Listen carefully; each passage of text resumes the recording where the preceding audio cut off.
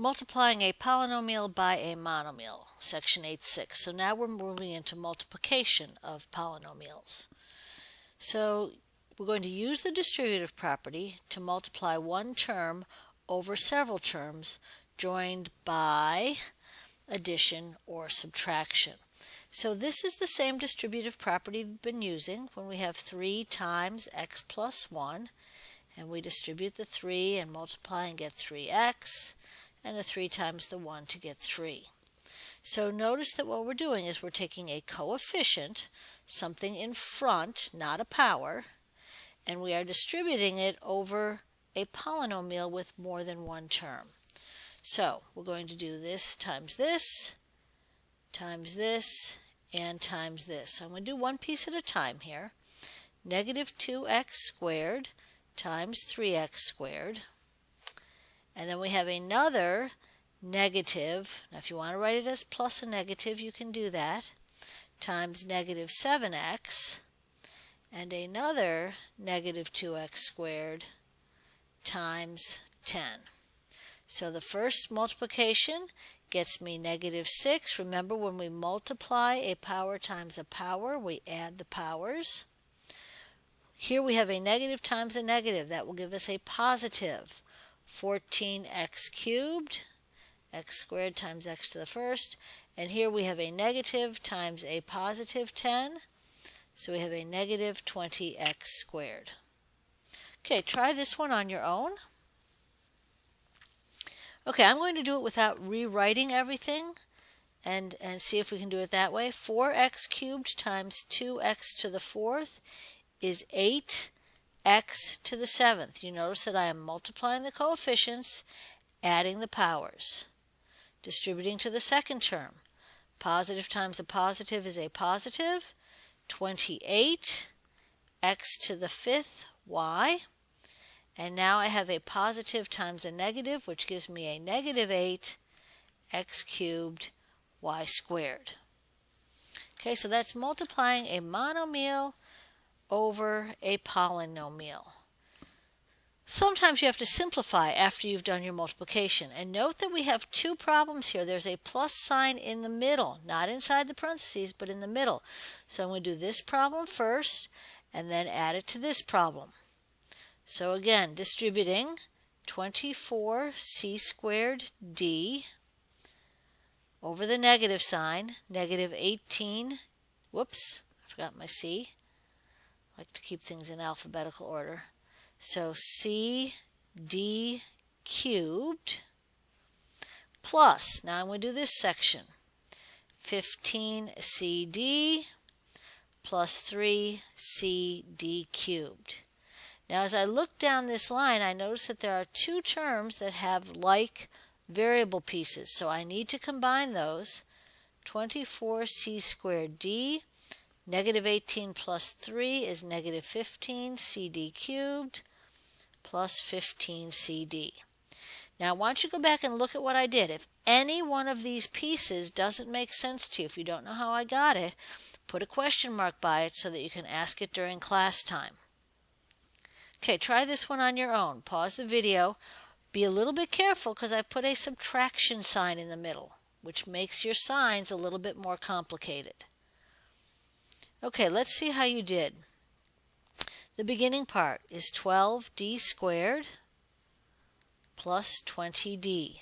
Now there are two ways to handle this subtraction sign. The first way I'm going to do it is to leave it as a subtraction sign and to then distribute after the minus sign. So d times d squared is d cubed, d times negative 7d is negative 7d squared, and d times 12 is 12d.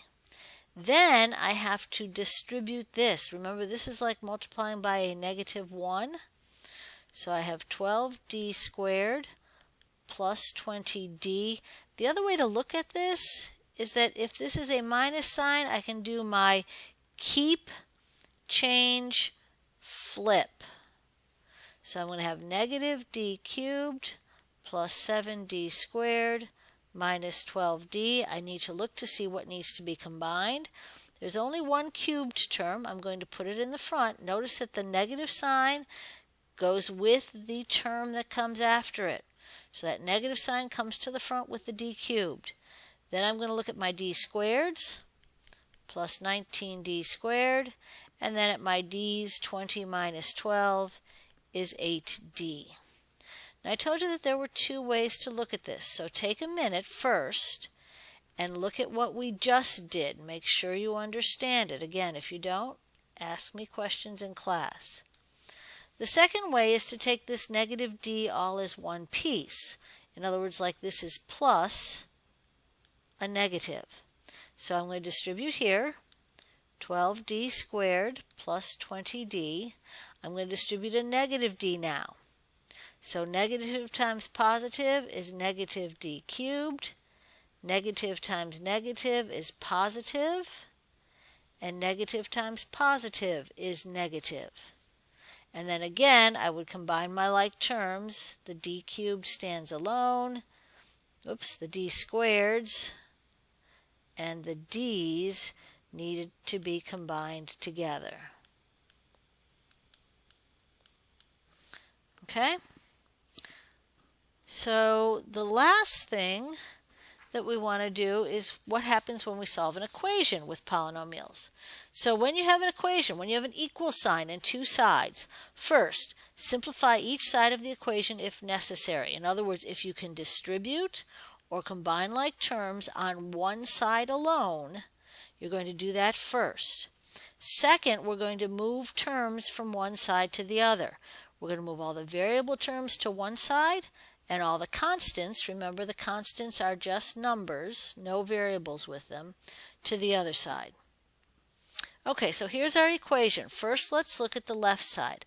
There's a lot of things I can do here. I can distribute this x squared minus 12x. I can distribute this x plus another x squared plus a 2x, and then a 25.